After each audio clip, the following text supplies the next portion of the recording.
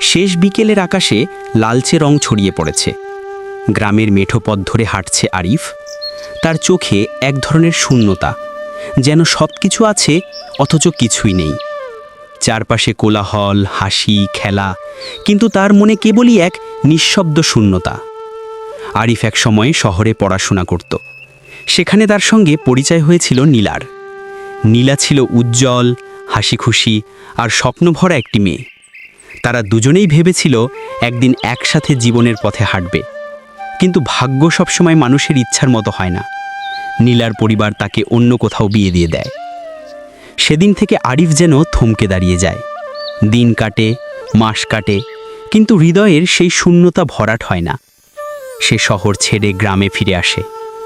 গ্রামে ফিরে মানুষ ভাবে সে নিশ্চয়ই শান্তি খুঁজে পেয়েছে, কিন্তু আরিফ জানে তার অন্তরের ভেতর এখনও সেই অপূর্ণ ভালোবাসার কষ্ট লুকিয়ে আছে।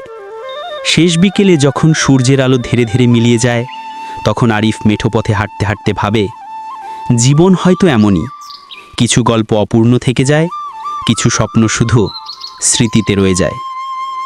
গ্রামের ছোট্ট বোটতলার বেঞ্চে বসে আরিফ দূরের আকাশের দিকে তাকিয়ে থাকে। আকাশটা যেন তাকে মনে করিয়ে দেয়, অন্ধকার যতই নেমে আসুক, আগামীকাল আবার সূর্য উঠবেই। শেষ বিকেলের সেই ছায়ার ভেতরে আরিফের বুক ভরা কষ্ট থাকলেও তার চোখে ভাসতে থাকে নতুন আশার আলো।